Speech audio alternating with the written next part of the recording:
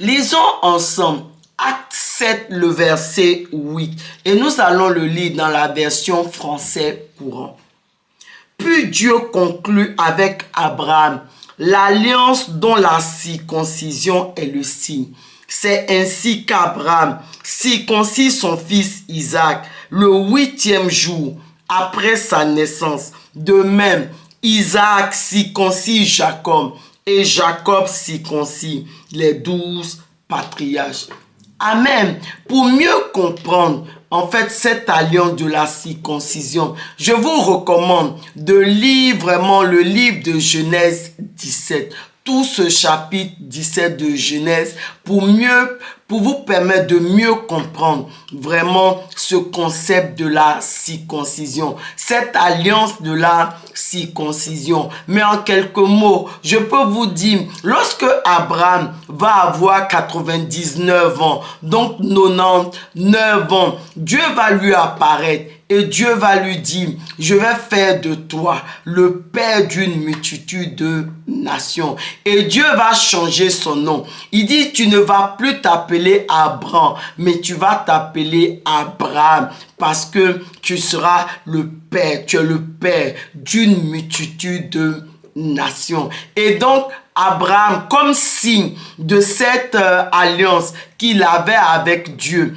parce que le signe, sa part à lui, Abraham, c'était la circoncision. Ça veut dire, non seulement lui-même, il devait se faire circoncis, mais tous les mâles de sa maison devaient être circoncis. Que ce soit des mâles qui sont nés dans sa maison, ou bien ce soit des mâles qui ont été acquis à prix d'argent des esclaves, ils devaient aussi se faire circoncis. Et tout enfant mâle qui naissait 8 jours après sa naissance, il devait être circoncis. Ainsi, les mâles portaient dans leur chair vraiment le signe de cette alliance qu'ils avaient avec Dieu. Donc, leur part à eux, c'était de se faire circoncis. Et la part de Dieu, c'était véritablement non seulement de faire d'Abraham le père d'une multitude de nations,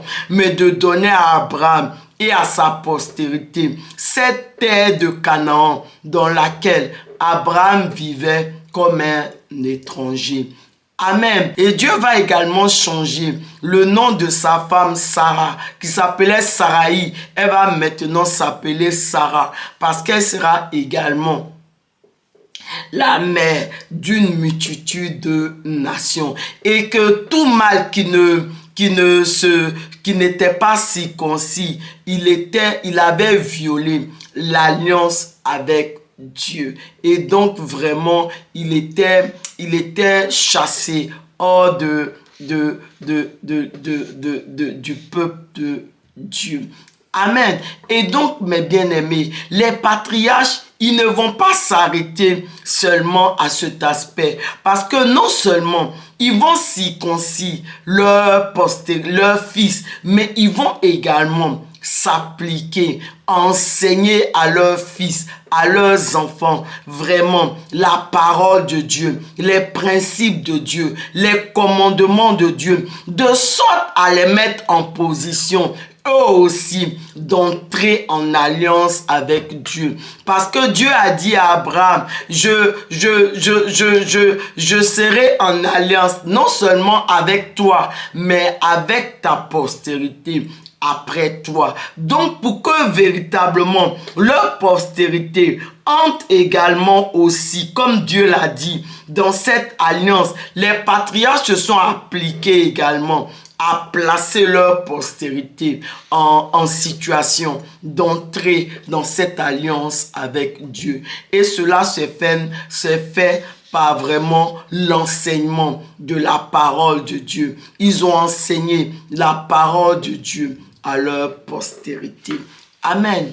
Et lorsqu'on regarde en fait vraiment l'attitude de leurs enfants, que ce soit d'Isaac, que ce soit de Jacob, que ce soit des 12 patriarches, on se rend compte que vraiment il y a des attitudes qu'ils avaient qui montrent que vraiment ils ont été enseignés parce que ils connaissaient les principes de Dieu, ils connaissaient vraiment les commandements de Dieu. Et cela était ainsi parce que leurs pères, les patriarches, se sont appliqués vraiment à leur enseigner tout ça. Et donc, bien-aimés, dans la nouvelle alliance, l'apôtre Paul nous enseigne que la circoncision en tant que telle, et il nous enseigne cela dans le livre de Romains 2, que je vous recommande aussi de pouvoir lire, essayer de relire tout le chapitre 2 de Romains.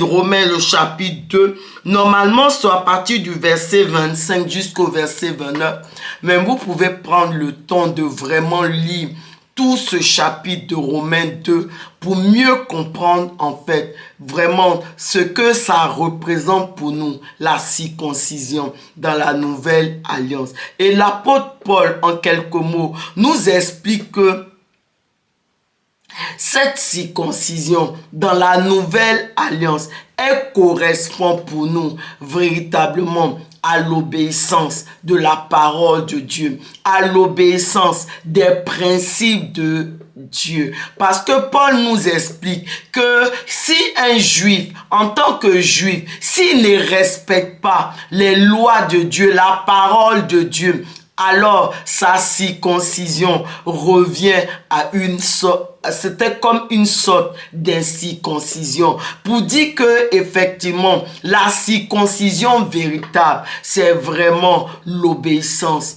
à la parole de Dieu. Amen.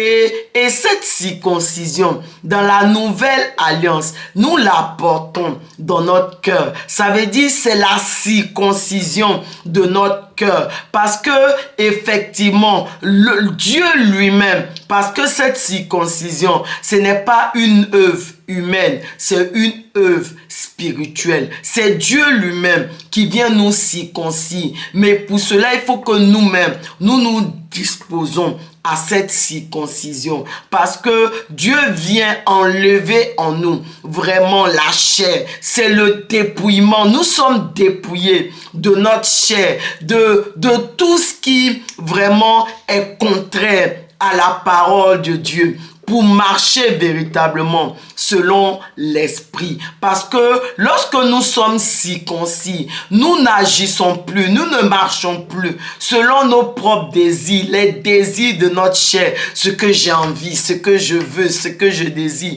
Non, ce n'est plus le cas. Parce que lorsque nous sommes circoncis, lorsque notre cœur est circoncis, nous marchons maintenant, nous nous laissons maintenant conduire par l'Esprit de Dieu.